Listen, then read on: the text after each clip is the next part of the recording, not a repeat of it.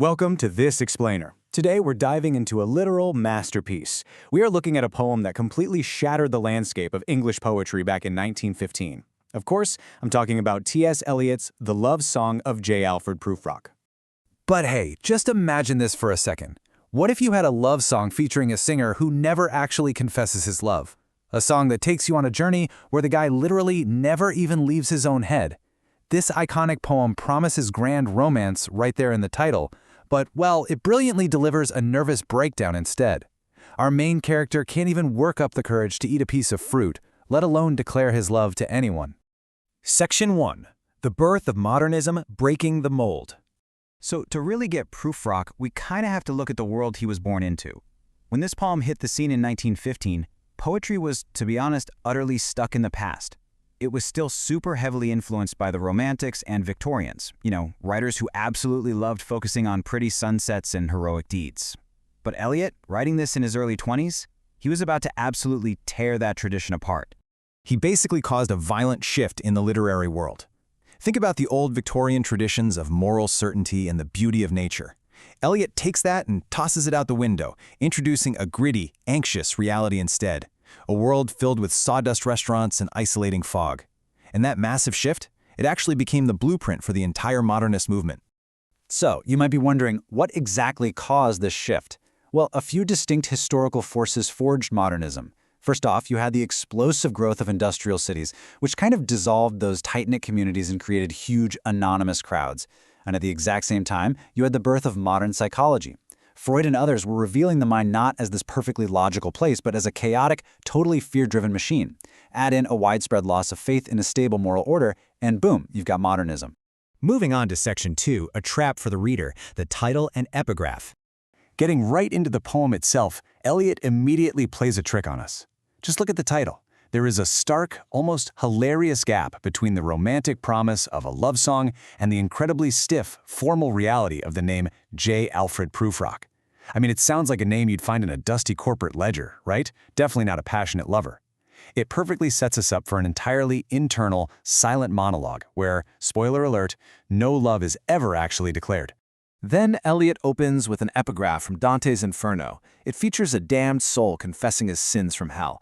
Why start a love song like that?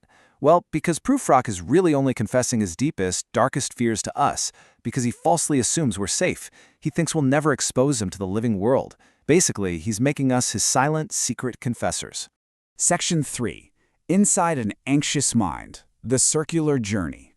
Now we're embarking on what's basically an inverted hero's journey. One that doesn't actually move forward, but just spirals endlessly in place. Eliot pulls this off using stream of consciousness. If you're not familiar, this was a revolutionary technique at the time that maps human thought exactly as it happens.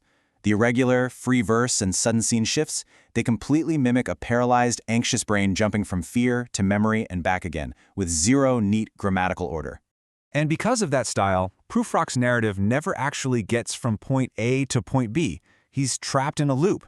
He basically rotates through the same 4 stops, wandering the cheap, gritty streets, anticipating the glittering tea room, getting hit by a massive wave of panic, and finally retreating in total defeat. He just circles this loop without ever making any real progress. To really build up that anxiety, Eliot drops in this famous repeating refrain. In the room, the women come and go, talking of Michelangelo. It paints a picture of this cultured, confident, yet ultimately kind of shallow social world, right? Where towering artistic genius is just reduced to light small talk.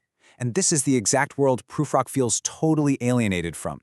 He's absolutely terrified of stepping into that room. Meanwhile, outside that room, you've got the famous yellow fog. Notice how Eliot describes it acting like a lazy, hesitant cat, lingering and curling up to sleep. It's so vivid.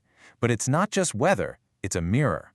That hesitant fog reflects Prufrock's own procrastination, his constant tendency to stall and just circle around his overwhelming question instead of, actually acting on it. And he justifies all this stalling by repeating, "There will be time," almost like a desperate little chant. He completely twists the classic seize the day trope you see in older poetry into a tragic excuse to mentally hit the brakes. He actually convinces himself he has endless time to prepare a face to meet people, which is really just a sneaky way of ensuring he never has to take real action in the present moment. His self-consciousness finally peaks with this massive, dramatic question: do I dare disturb the universe? I mean, wow, the mismatch between his internal crisis and his tiny external reality is just beautifully tragicomic. He is literally elevating a simple decision, whether or not to speak up at a polite tea party, to a cosmic, universe-shattering scale. But then, almost immediately, he deflates that huge cosmic question with a totally devastating realization. He says, "I have measured out my life with coffee spoons." Ouch. He hasn't measured his life in great deeds or heroic battles, but in tiny, incredibly safe social rituals. It is, without a doubt, one of the most powerful images of a wasted, overly cautious life in all of modern literature. His fear of other people judging him is so intense, it makes him feel objectified, dissected, and pinned to a wall like a bug under a scientist's microscope. This crushing anxiety is what drives his desperate, super-famous wish to just be a pair of ragged claws. He just wants to be a silent crab scuttling mindlessly on the ocean floor, completely escaping the horrible burden of human consciousness.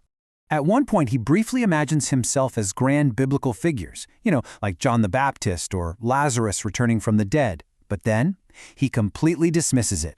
He admits he's no Prince Hamlet either. He finally just accepts his role as a minor, easily dismissed side character, an attendant lord, a cautious footnote, maybe even the fool, but absolutely never the hero. Okay, Section 4, the modern anti-hero, decoding the symbols. Let's quickly distill exactly how Eliot builds these unforgettable pictures of modern isolation. There are three core visual anchors you really need to lock in here. First, the yellow fog, which perfectly represents his mental stagnation and claustrophobia. Second, the coffee spoon, representing the empty triviality of his actions. And finally, the mermaids, which represent this gorgeous world of beauty and romance from which he feels permanently exiled. You see, Prufrock completely flips the script on the traditional hero's journey. Instead of bravely charging out to fight external monsters, our modern anti-hero is fighting his own overthinking mind. His worst enemy is entirely internal, which leaves him completely paralyzed and basically incapable of even the smallest decisive act. And the saddest part? His anxieties just keep shrinking. As he realizes he's growing visibly older, his massive internal crisis boils down to completely trivial, ridiculously safe decisions. Should he part his hair behind? Does he dare to eat a peach? The grand romantic gestures are entirely gone, replaced by the mundane, everyday fears of an aging man. The poem then concludes by showing us that ordinary social life, the exact thing he's been terrified of throughout this entire journey, is what actually shatters his underwater dream state. The intrusion of human voices wakes him, and he drowns. It's a tragic ending that confirms his total, permanent exile from connection and meaning. Which really leaves us with this final thought. Eliot wrote this masterpiece way back in 1915, but let's be honest, it feels incredibly relevant today. In our modern world, filled with massive anonymous crowds and endless digital noise, are we all just a little bit paralyzed by the fear of our own overwhelming questions? Does Prufrock's failure to act mirror our own daily social anxieties? Well, that is definitely something to think about. Until next time.